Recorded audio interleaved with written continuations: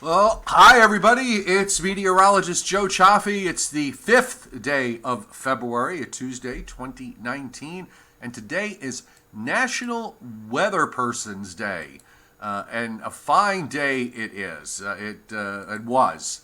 And for the few hours left, hopefully it will continue that way. So I hope everybody had a great Tuesday. The last 2 days, the weather really has been just absolutely spectacular. I mean, if you suffer from the seasonal issue, the lack of sunlight, I hope you got to spend a little bit of time outdoors yesterday, and particularly today, because even in coastal areas, the sea breeze was pretty much kept at bay. So just about everybody got into the 60s. There were a few exceptions, but just about everybody got into the 60s, and we even had a couple of spots make it up close to the 70-degree mark. I think I saw Trenton hit 70, but they were having thermometer and data issues yesterday, so I'm not 100% sure if that 70. It kind of matches with what I saw. There were some upper 60s in central Jersey into the southeastern PA, so it was probably correct. In the meantime, we do have a lot of winter weather that's breaking out. We've got a pretty interesting weather pattern going forward that is setting up, and we're going to take a look at all these things shortly. I just want to really quick do some business right off the top. I normally don't, but I just want to mention, for those of you who really enjoy weather and want to make it a more, let's say, fulfilling weather experience, consider joining my weather platform on Patreon. It's just $2 a month. We do a lot of extra stuff, including extra live streams. You can message me anytime. Forecast posts that I don't necessarily put on the website or on other venues. So it's a good way. Consider it. It's a good way to support what I'm doing, and you can find a link to this right on the descriptor to this live stream, or if you're watching this on a replay, it's right there on the descriptor to the video. Also, my free weather app available for all mobile devices is available on Google Play and in iTunes, in the App Store. Just search meteorologist Joe Chaffee right there at the top. That's how you spell it, Cioffi, and come on board, because you could actually watch the live stream right from the app, which some folks are doing right now. So we're going to take a look at what's happening. I just have to really fast do something here. Give me 1 second, because speaking of which, I want to just send out a quick notification to the folks that are on my app to make sure that they are on. So, and that's going to give me 1 second here. And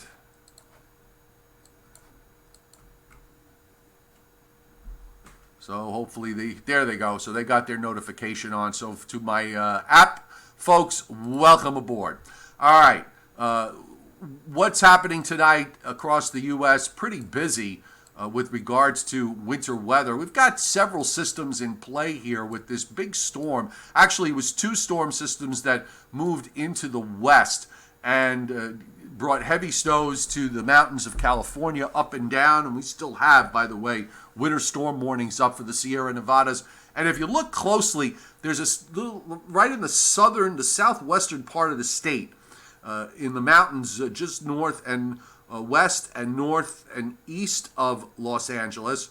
You've got winter storm warnings that snake down those mountains to the mountains that are just west of San Diego. So this is cold air, at least in elevated areas, that pushed itself pretty far to the south. They even got some freeze watches and warnings up for areas, some of the interior areas in the state. And we have winter storm warnings and winter weather advisories in parts of the southwest and extending up through the Rockies, in through western half of Colorado. Then you get into what's going on across the plains and in the Midwest, because cold air is coming back, and we've got a couple of weather systems to deal with there. So a large area of winter weather advisories that are up. A lot of this is for ice than anything else. And in that dark purple area in northern Illinois, touching northeastern Missouri, southeastern Iowa, over to Chicago to just south of Milwaukee, We have ice storm warnings up. There's going to be significant icing that's going to occur in this particular area. Advisories go further north through Wisconsin. You've got a batch of winter storm warnings up across central. I don't even know how to quite describe it, but you can see geographically it's more in the north central part of the state. And winter storm watches up for western Minnesota and eastern North Dakota. Now, in the northeast, we have winter weather advisories, and this is also going to be for ice up to a quarter of an inch in some places. The ice in the ice storm warning area could be anywhere from a quarter to as much as a half an inch. But we're talking about up to a quarter of an inch of ice through the areas under a winter weather advisory in upstate, but not all of upstate New York, but parts of upstate New York from the Catskills northward, and also in the counties surrounding Lake Erie and Lake Ontario, northern half of Connecticut through Massachusetts, so through the Berkshires, and on up in through Vermont. Flood watches for heavy rains. That covers the area from southern Missouri, southern Illinois, much of Kentucky, the southern half of Indiana, much of southern Ohio, and southwestern West Virginia. So a lot of weather here going on, and it's from a couple, several different systems. It's not like we've got one big wrapped up low. There's actually two pieces to the system that's moving through the Midwest, and just as there were the two storms that came in, the two upper air storms that came in to California. So now they're going to be they're playing themselves out over the next couple of days, and of course, meanwhile, at least this evening and tonight, colder air is beginning to move into the Northeast, and that is going to set up the rather damp, dreary conditions that are going to replace the beautiful sunshine that we had. Here's the 7-day WPC Weather Prediction Center map where you've got the rainfall totals for the next week. The rain, the precip kind of calms a bit down in the west, but we're still seeing some significant rains as you go further north up into California and up along the Oregon and Northern California coast there on the order of 2 to 3 inches. The larger rain, liquid precip, and most of this is, some of it's not, is in the western parts of the Ohio Valley and the lower to middle Mississippi Valley, where we're talking about some 3, 4, 5-inch amounts possible in the next week across Arkansas into western Tennessee, Kentucky, southern Indiana, southern Illinois, southeastern Missouri, and a small portion of southwestern Ohio. So that's some pretty wet weather there. And some of that, the 2, 3-inch rainfall amounts kind of push their way up into West Virginia and into a small portion of southwestern PA. And on the other side of that, pushes itself into northeastern Texas. In the Northeast, the rainfall amounts will melt down to about 3/4 of an inch to 1.5 inches. This is going to take us through next.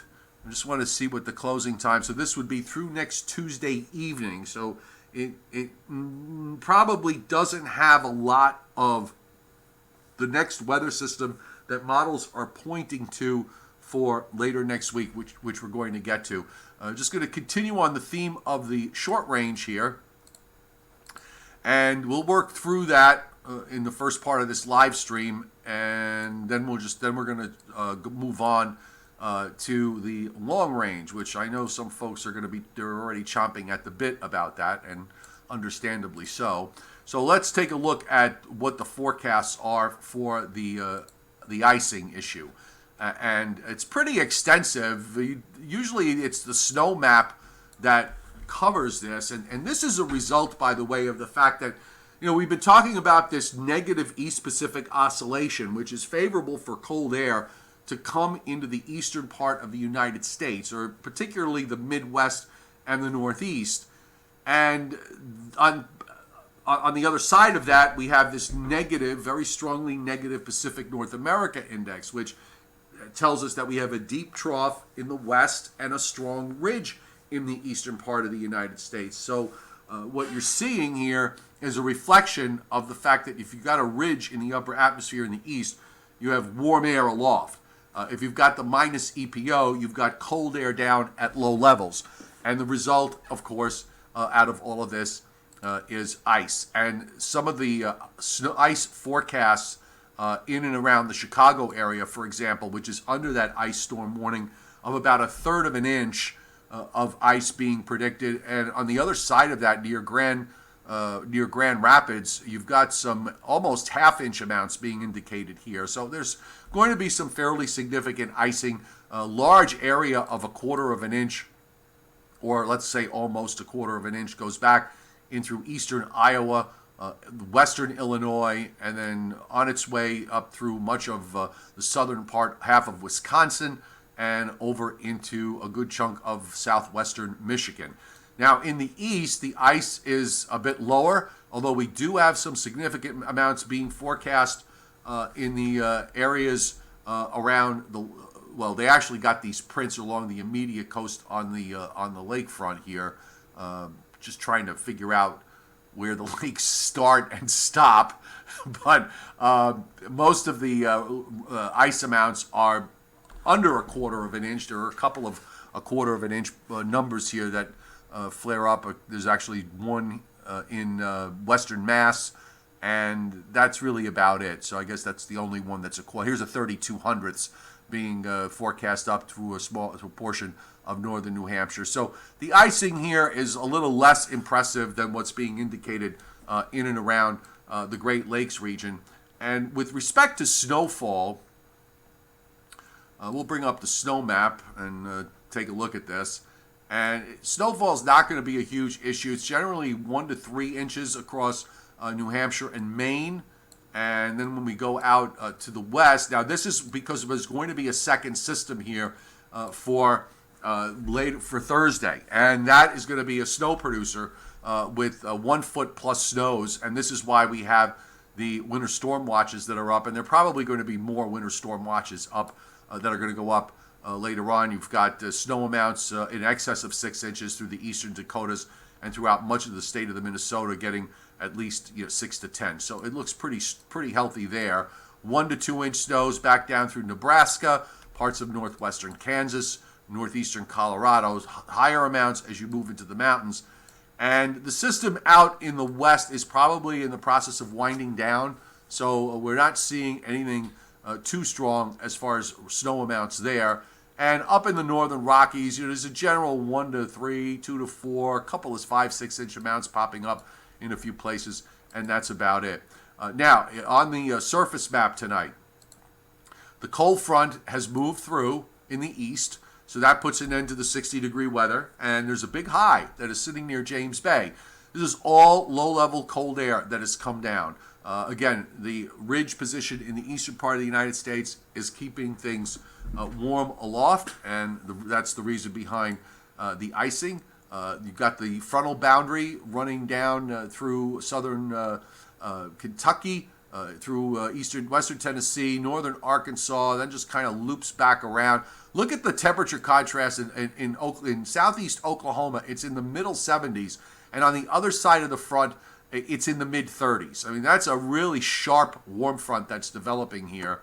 And then you move up into the colder air and you start getting into the teens, single digits, and below zero temperatures with that big high up north. And out in the west, it's also pretty cold. You've got low pressure in southeastern Utah. Reading's not quite as extreme. It's not Arctic air that's down here, but it's certainly seasonal, or maybe even a bit below seasonal in many areas. So you've got some pretty chilly temperatures up and down the west coast with the reflection of that deep trough that is out there. Now here's the satellite loop. I got this, by the way. It's a long link, so I can't really leave it on the chat. But this is a satellite loop that's provided by Colorado State University, and I want to make sure their logo is in the shot, and you can see it right there. So if you Google this, it's a great tool because you could pull up all the satellites, and not only the GOES 16, but the GOES 17 for the West is on here as well. And you can widen out and get really tight. I pulled up the one with the color enhancement so you can see the higher cloud tops and the tropical moisture that is streaming northeastward here out of, I don't know, the moisture that's over Baja is not part of this loop for some reason. It's not moving. So it could be just kind of a conflict of data or whatever's going on. But the bottom line is that there is this subtropical jet. There we go. Now it's moving. There it is. And that's that tropical moisture is coming into Texas and streaming northeastward, and that is going to be the big ice squeeze out that liquid amount for the ice up in the Midwestern states. And you still see the action out in the west, although we don't see that impressive looking satellite like we did a couple of days ago and even yesterday with that big upper low that moved in.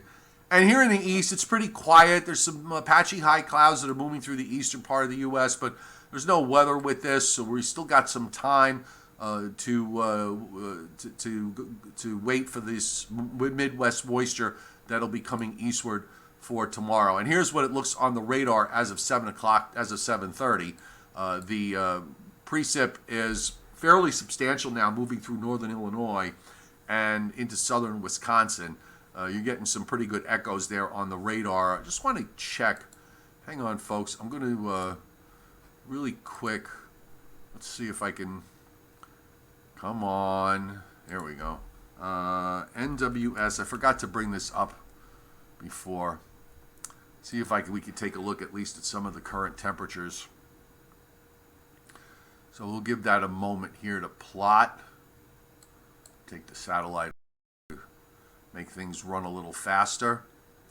I'm just going to let this load. We'll come back to it in a second. Well, it's almost done. Thank you for your patience. It's nice to have the EDD tool back, by the way. I was waiting so long for it. It had been out from the shutdown. And, could you plot the temperatures for me, please? Okay. There we go. So I just want to take a look at what some of these numbers are in the area where we've got these ice storm conditions. And we're all below freezing and in the 20s.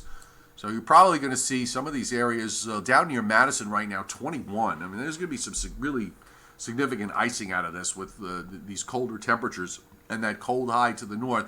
And, of course, here in the east, we still have some leftover 60s in the warmer urban centers. The areas inland and along the coast as you go east, where you get into the Pine Barrens, out in eastern Long Island, for example, they've seen temperatures already drop into the 30s because there's not really much of a breeze.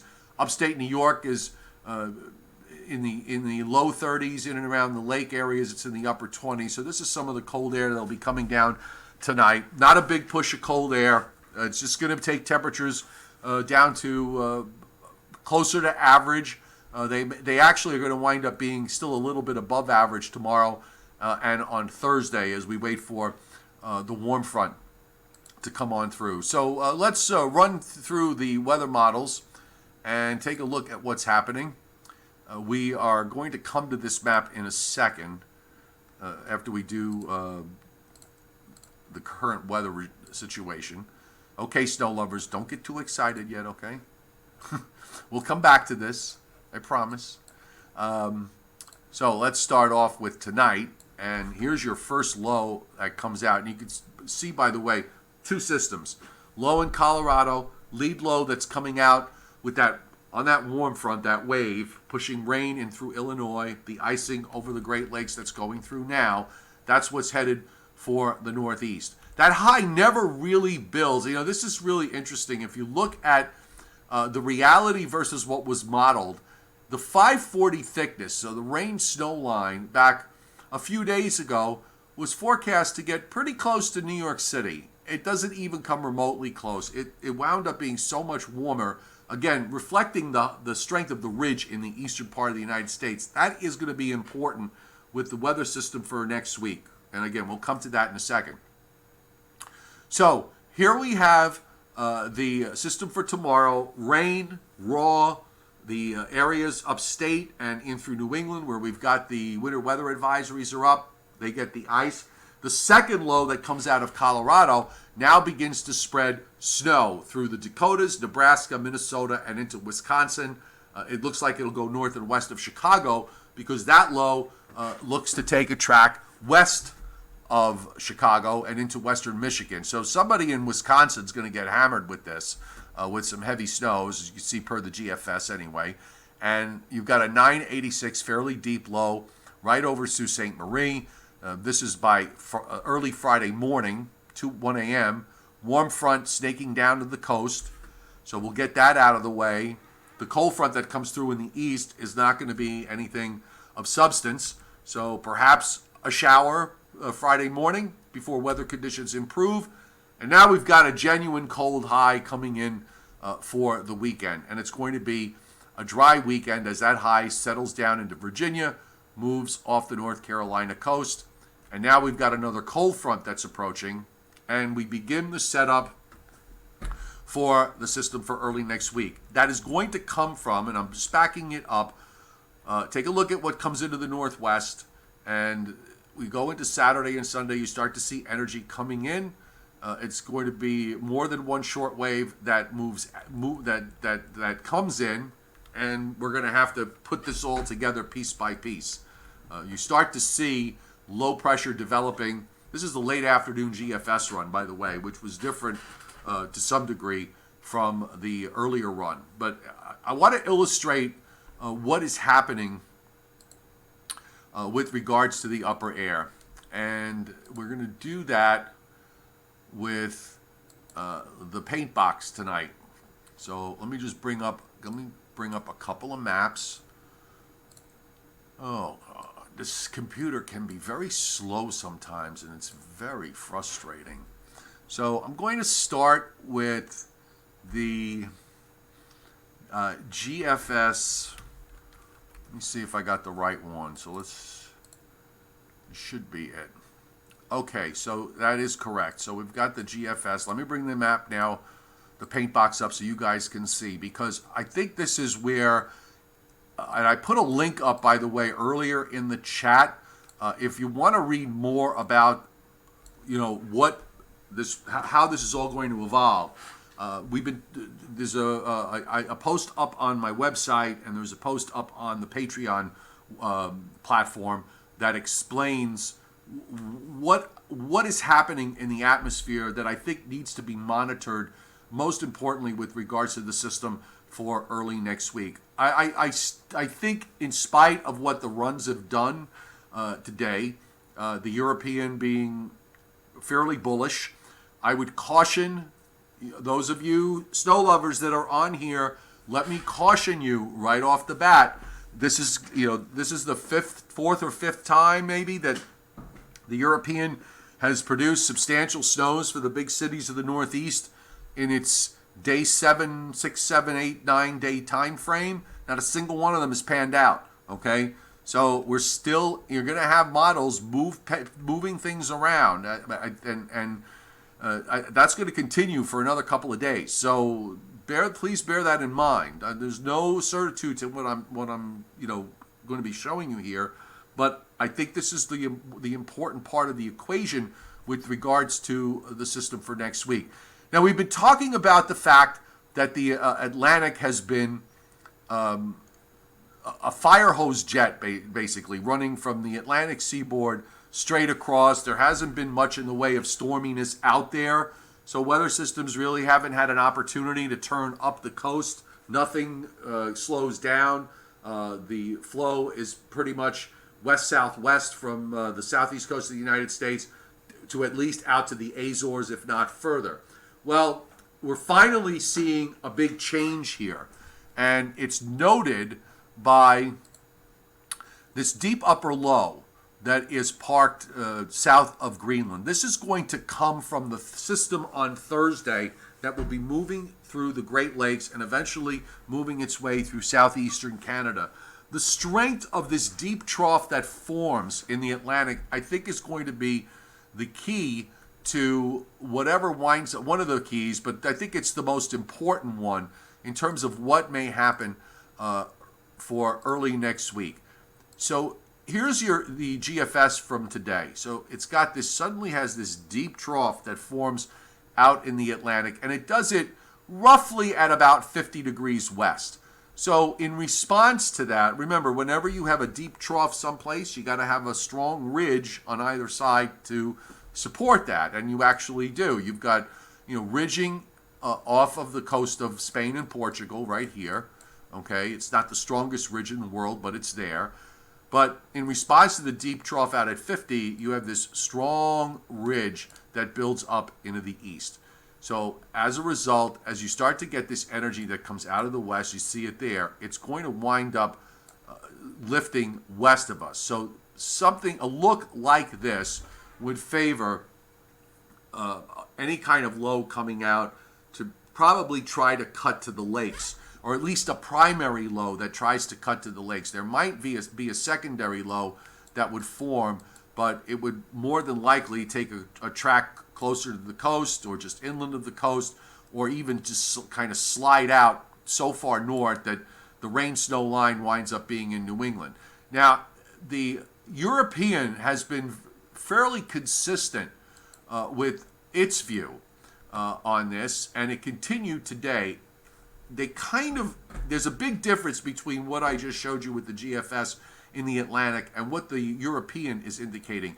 Same upper low, but you'll notice that unlike the GFS, where the trough really kind of dug down pretty far south, the European instead has, I don't want to say flatter, but it's got more of a bowlish look to it, okay? So in other words, the trough is not as deep or as extended as far south as the GFS, and the outcome of that is that the ridge in the east is much less, it's not as strong. The northern part of that ridge up the Canadian side is stronger, but the southern part of that ridge is much flatter. And flatter where the next shortwave trough here that's going to represent the weather system that evolves in the eastern states is going to try to undercut this to some degree. So instead of taking a primary up to the west, you might be able to shoot a primary up through Kentucky, or maybe even into West Virginia, or possibly even further south than that. And with this upper ridging that's strongest up in southeastern Canada, you're going to have a fairly strong cold high in Quebec that is going to put itself in position. So this is, I think, really critical as far as how the that system for next week evolves. We're going to have to pay attention to the Atlantic. Now, before I show you the 18Z GFS, let me show you the 12Z, because this is the other possibility, that you wind up with a stronger ridge along the east coast, and as a result, you wind up taking a low that cuts west. And you see it here, a solid primary that comes out into central Indiana, runs up into the western, well, you've got the representation of the upper trough low back over into eastern Nebraska. That goes up into Minnesota, Wisconsin, and you'll probably have some kind of secondary low here over New Jersey somewhere. But look where the rain-snow line is at this point. I mean, this is just another case of where warm air just lifts northward. Central and northern New England, northeastern New York do very well in a scenario like this. Again, this is where you have the strong upper ridge in the east, because you have that really deep trough out in the Atlantic. The European today shows you what can happen if you wind up with something where the ridge in the east is flatter. And let me bring that map up. I really wish we had preset maps for the European, but we don't. So we're just going to have to use these surface maps. But you see how the high northwest of Lake Superior on Monday is kind of elongated more east-west than it is north-south. That high goes into Quebec, and here's your primary now. So instead of it being up somewhere in Indiana, in central or northern Indiana, it's in central Tennessee. That primary tries to go up into northeastern Ohio. A secondary is developing here. If you see the isobars, how they're extended off the South and North Carolina coast, there's a big weakness there. So there's going to be a surface low that's going to try to form there and move northeastward. That will eventually become the main low as it heads out. This would argue, at least the Europeans look today, would argue for a fairly solid period of snow before it mixes or changes over to sleet and maybe to rain toward the very end. If you literally wanted to take this, because the secondary could form fast enough where you've got this high built down. Again, we're only speaking in theory here because we're talking about something that's a week away. But this is the picture that the European painted today, which was a colder picture than what the GFS had. Now, if you take it to the 18Z late afternoon GFS, this is where it gets interesting. Okay, I'm sorry. I just realized. I'm glad I double-checked this. This is what happens when I don't. It's National Weather Person's Day, folks, so I am entitled to a little bit of forgiveness. Okay? So let me bring up the other window. And now you have it. So let me run through this again. Okay? I apologize. So back to the 12Z. All right, so here's your 12Z. All right? There's your high that builds in for the weekend. You've got the high up near Lake Huron by Monday morning. Low pressure starts to come out. This is the GFS run, the 12Z run, where you have the stronger ridge in the east. Deep primary goes up into Indiana. You get maybe a little bit of a secondary that develops, and then it's a period of snow at the start that changes over to rain. And again, this is a winter for snow-wise for central and northern New England and for northeastern New York, and also in and around the Great Lakes. And that's it. And then we're done. So now to the 18Z GFS. And in the 18Z GFS today, and I'll show you that, I'm going to leave this map up here. And I'm going to remember to come back to the to this window. I'm going to go back to the paint box. And we're going to bring up the 18Z GFS run from this afternoon. Okay, and before we do that, let me bring it back up to the paint box, back up to the window. So there's your 12Z, okay? Again, that strong ridge in the east. Trough lifting up further to the west. Here's the 18Z, all right? Big difference. This looks like that European that I showed you. Here's the European, okay? There's the European. You guys can see that. Now compare it with the 18Z GFS. They're very close. Much different look with the upper low out in the Atlantic. It's not, the trough in that is not pushed all the way to the south. You had actually, northwest winds here, and with the old runs. Now it's much more bullish and westerly, and also the value of the height is 120 meters lower in the east. This is a colder look, flatter ridge, all right, and you're starting to see this trough here. It kind of looking like what the European did. So if you are a snow weenie, you're going to be very happy that the 18Z GFS followed the European. I would be cautious because models are going to continue to kind of move things around until we can finally settle on how, is this going to wind up where it undercuts and you get a system that basically slides underneath the big high to the north, or are you going to get something where the high winds up pulling out and the cold air pulls out and you warm up and eventually turn over to rain? You've got to believe, given the kind of winter we've had, there's two ways to look at this. Either it's going to follow the form, or it's going, which would be a change over to rain, in some places never seeing a flake or an ice pellet, or will it follow the form that brought the big snows to Virginia and back in December and again in January? That is where I think, that's the other possibility here, and that's what the late afternoon GFS run does. It actually brings a lead system out. You've got a low there right on the Tennessee on the Tennessee, Mississippi, Alabama border, with some snow already breaking out through interior Virginia, and the wedge. Okay, you've got that big 1043 high up in Quebec, cold air, ridge damming on the east side of the Appalachians. So you've got snow and ice here being indicated down into southwestern Virginia, and even into northwestern parts of North Carolina. That low goes into eastern Tennessee, secondary develops. We're into Tuesday evening now. Part of that low goes out. Now you got this western energy that's swinging in, and you begin to see a low there that it pops up in southeastern Ohio. There's going to be another low that'll probably form off the Virginia, North Carolina coast, and this is where it starts to bring up snows for Tuesday night into Wednesday afternoon. And there's your low deepening as it moves away to the northeast. So, look, if you're a snow lover, you got to be rooting for this idea of the system kind of undercutting everything. And the cold air to the north, you notice how the high just kind of holds there.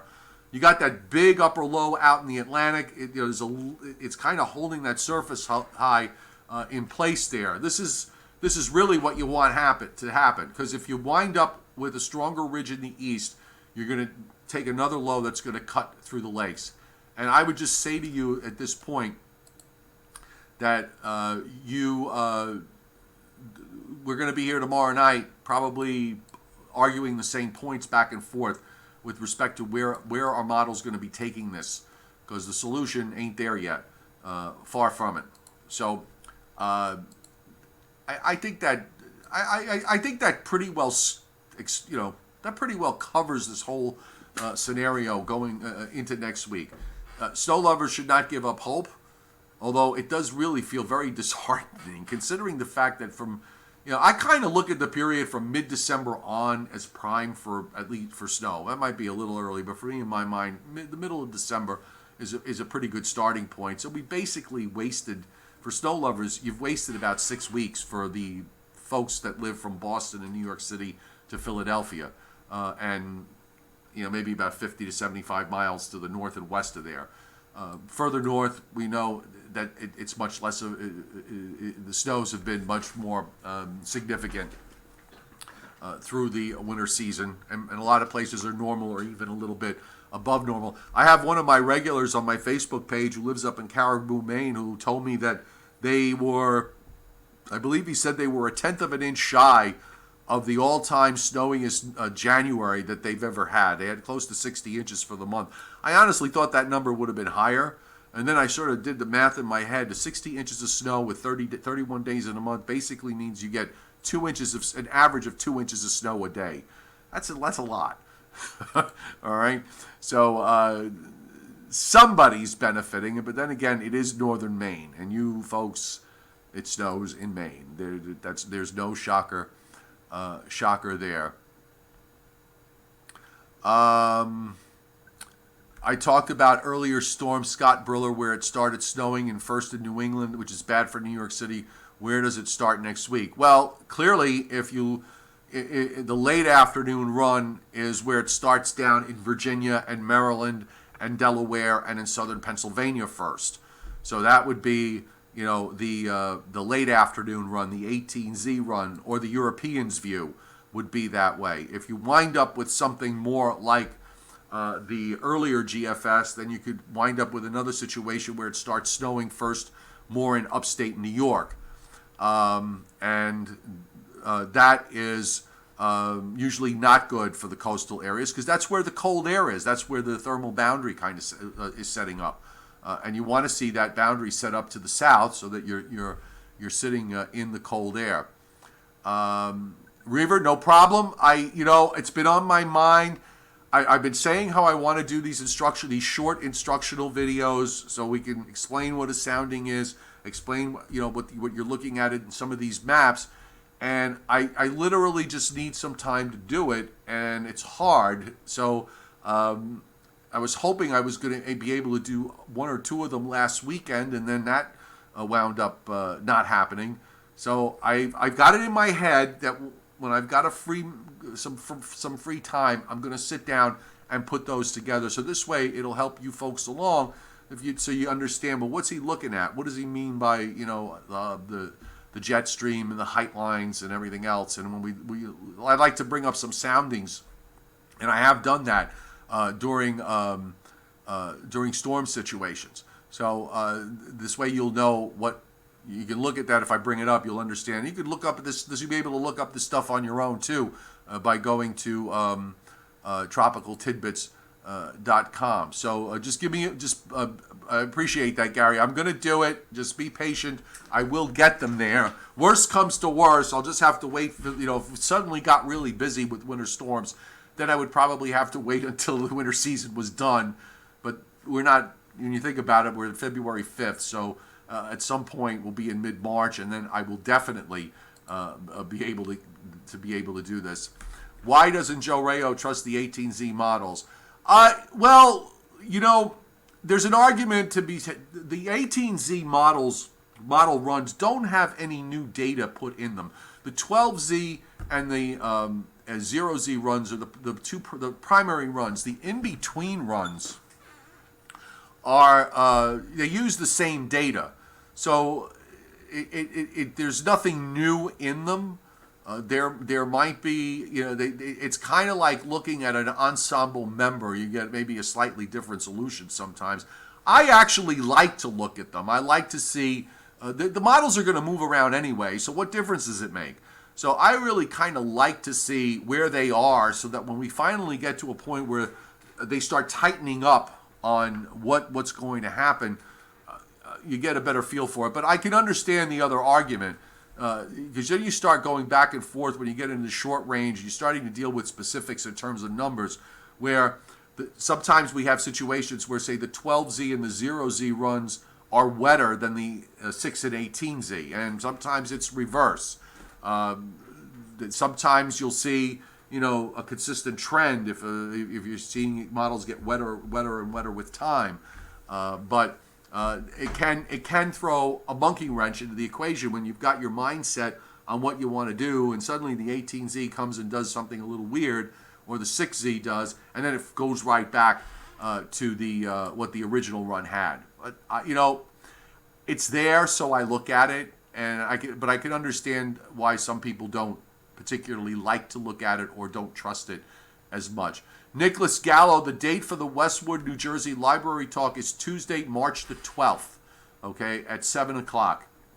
So I hope you come out. And I hope any of you that are watching from New Jersey, northern New Jersey, or wherever you are in New Jersey, if you want to make the drive, I'll be at the Westwood Library in Westwood, New Jersey on Tuesday, March the 12th at 7 o'clock. And maybe there'll be a snowstorm in play, and we'll have something to talk about. Yes, Gary Brown, correct.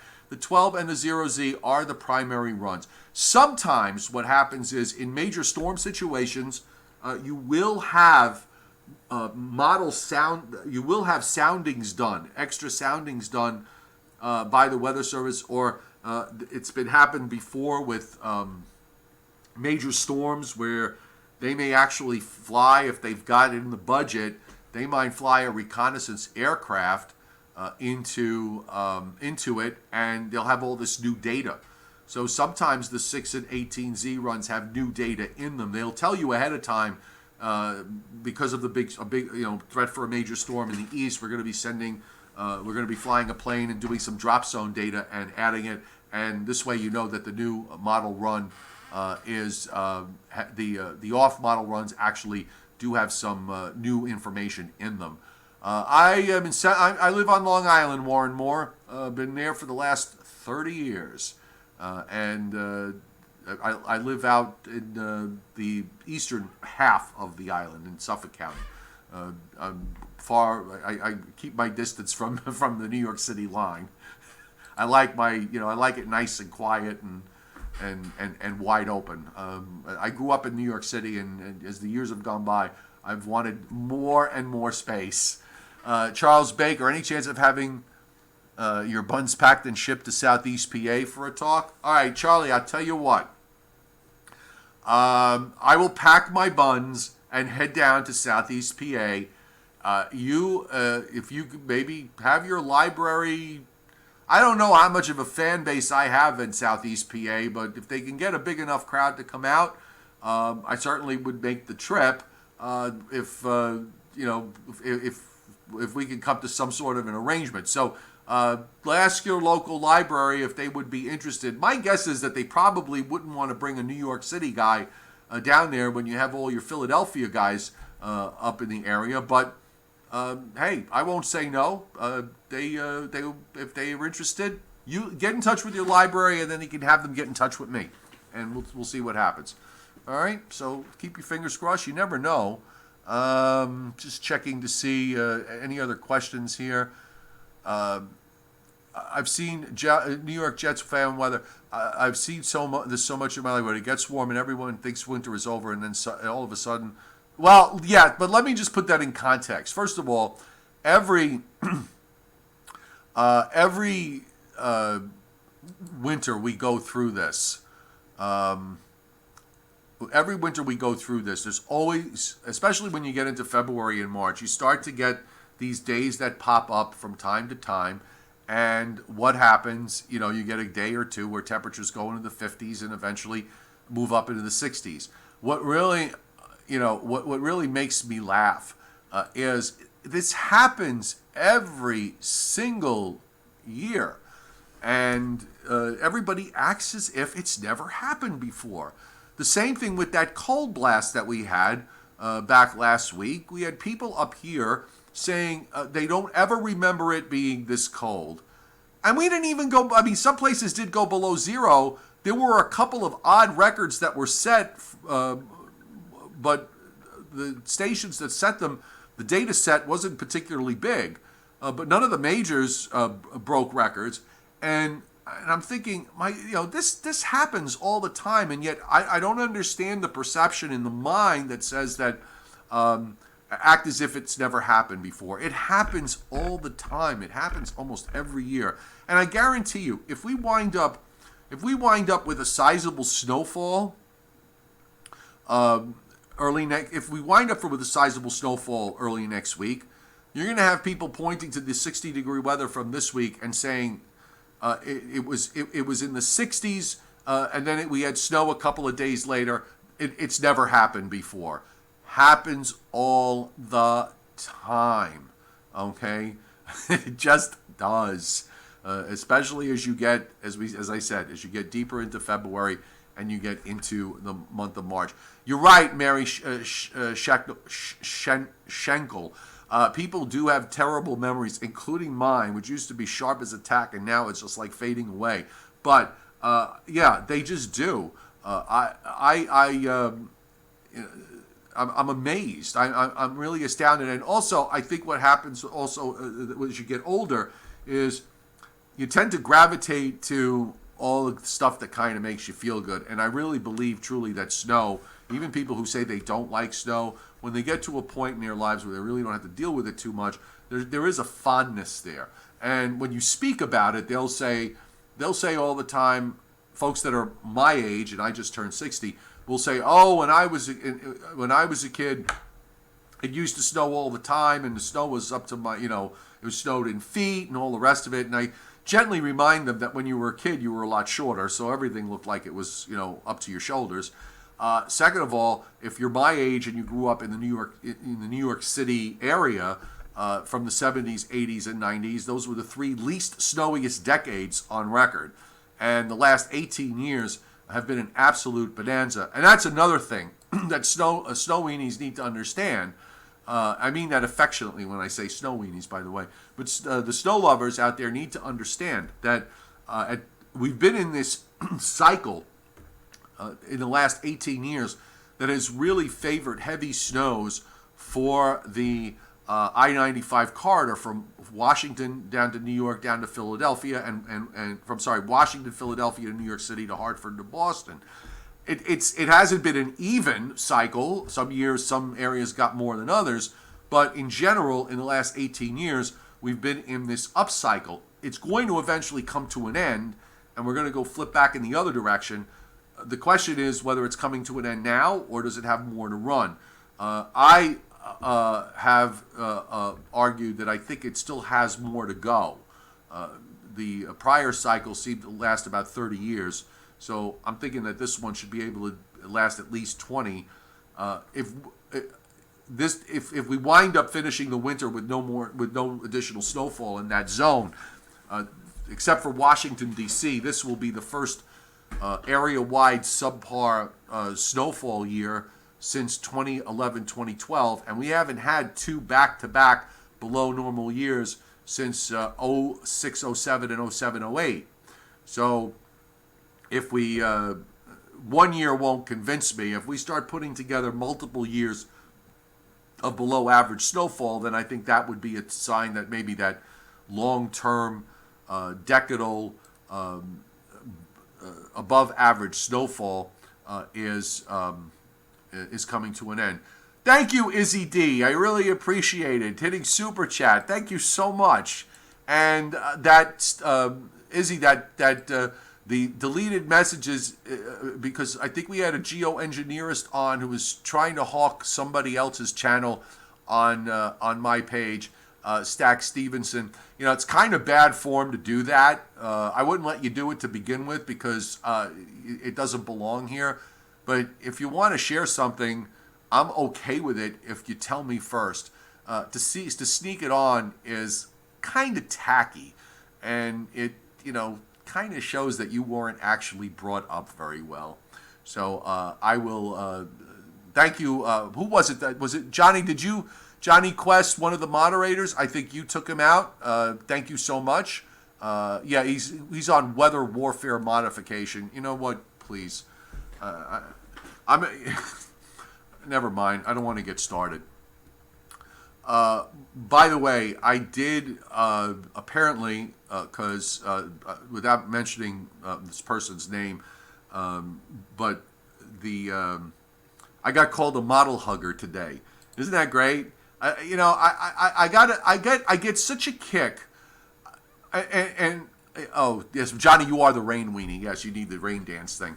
I get such a kick out of being called a model hugger by people who have so little understanding of how the atmosphere works, and I've been doing this for 40 years. Okay, stop. All right, just stop. I'm doing the fish oil, Reaver. Thank you. Yes, just got the problem with taking fish oil to improve your memory, and I mean this. I'm not even trying to be funny because it really isn't that funny. I actually forget to take them in the morning. This morning I think I did. Okay, I think I took them.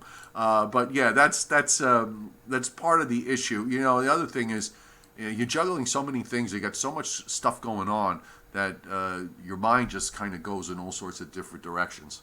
So I'm the anti-model hugger. Last week, thank you. I really appreciate that, Reaver. You know what? I think tonight is an example. What I am, rather than if you're going to accuse me of something, accuse me of being open-minded and trying to forecast and not wish-cast, because there's a huge difference, which is pretty obvious. All right. I'm as much a snow lover as anybody else that's out there, and I've admitted that many times. But sometimes it's not in the cards. So all the jumping up and down and wish casting isn't going to make it happen. So you got to take a step back and look at this stuff objectively, which is what I try to get all the young Mets to do. Take a step back and look at things objectively and take the emotion out of it, because you'll live longer that way and you'll get forecasts right. And you know what? The time will come where you'll be in a position to hit a home run, where you'll see something that someone else won't, both on the upside and downside, and you want to be able to do that front and center. So remain objective, take the emotion out of it, and your job is to forecast. It's not to wish cast. And there you have it. If I wanted to wish cast, I wouldn't be showing you the differences between models in both directions, some that are bullish and some that are bearish. I wanted to say, Izzy says, thank you, Joe. You said it the way I wanted to say it, like the way you took things, broke it down, and made it my own forecast as always. Yeah, I mean, that's really what you got to try to do is just kind of take what's there and take it apart. It's not what look, we all can look at a map. We all can look at these maps and say, okay, this is further south, this is further north, this is east, west. When you get better at it, then you could say, oh, look, this is stronger, this is weaker. You don't even have to, it comes to you pretty quickly. You could see, oh, the ridge is stronger, the trough is sharper, it's deeper. Okay, but can you explain to me what is happening? That's the most important thing. Get a flavor. I try, one of my aims is, and I do this with my posts and when we do these live streams, to give you the flavor of what is actually happening in the atmosphere. Why is the jet stream doing what it's doing? Why is the trough behaving the way it is? Why is the ridge behaving the way it is? How does that impact what's at the surface? What is actually happening weather-wise that is driving all of that? If you can figure that out, then what happens is where you start to realize where the lows are going to go, and then you watch the models come to you, not you go to the models. That's what I think too many people wind up doing these days. They don't do that anymore. They have so many models that they forget to look at what the actual weather is, what actual weather is going on. You should be able to understand what is actually happening across the atmosphere, and the models will come to your idea. That is when you've reached a higher level in terms of understanding how weather works. So my aim is to take each and every one of you along for the ride, and being that a lot of you are here night after night, says that you're enjoying the ride so far. So let's see what happens tomorrow. We will, of course, fill you in on all the latest goings on with weather on either my website, meteorologistjoechaffee.com, or you can check out the stuff that I put up on Facebook and Twitter. If you are a weather enthusiast, again, you should consider joining my Patreon, my weather platform on Patreon. We have got 223 members so far, and you'll like it, because if you like getting into the really nitty-gritty stuff about what I cover in the weather, we take it to the next level on the platform, and it's just $2 a month. It's a great way to support my channel and what I'm doing on YouTube, because you get live streams just for Patreon members, you get posts just for Patreon members, and I put the link up there on the chat board. If you're watching, is one on the descriptor to this live stream, or the descriptor to this video if you're watching it on the replay. Weather app, okay? Android or iPhones, folks. I got them for both. So here is the link to that. Let me give you the link again. This is absolutely free. And by the way, one of the things with the $2 a month for Patreon, the app, there are no ads on the app. I actually had a minimal ad running on there, and on the latest update, they stopped running, and I don't know why, if that was a technical glitch, but it doesn't matter. I'm keeping the ads off of the app, and the $2 a month is in lieu of any kind of subscription price if I had it on the App Store for $1.99. So you're getting the app, and on the app you have Zoom Radar, which is really good because you can zoom in on any part of the country. You get rain and snow and everything else. You can plot temperatures on it. You can plot wind and warnings and storm reports. Your local forecast by location, so you don't even have to live in my area to use it. You can use it anywhere. You get the 5-day forecast. You get the short-range forecast, sunrise, sunset times, all that stuff, hour-by-hour breakdown. And you know what? If you're not really deep into the models and you like, a lot of folks like the icons. They like the apps that have the icons.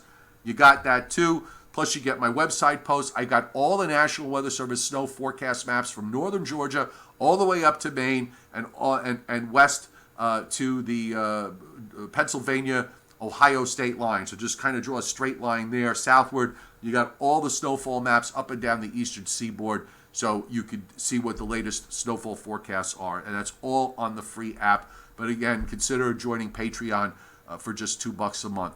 Tonight, the Joe and Joe Weather Show at 9:25. So the State of the Union is on, but we will be alternative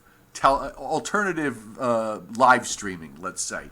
That's at 9:25 on my Facebook page. If you don't have Facebook, I usually upload it to YouTube the next morning. So you can look for that. And if you're on the app, you can watch the live streams. You can watch that on the app, and you can be watching this live stream off the app as well. Have a great evening, everybody. Thanks for being here. It's been a good, solid hour. Forgot to take the Patreon thing down. Subliminal. All right, have a great evening, everybody, and we'll see you tomorrow.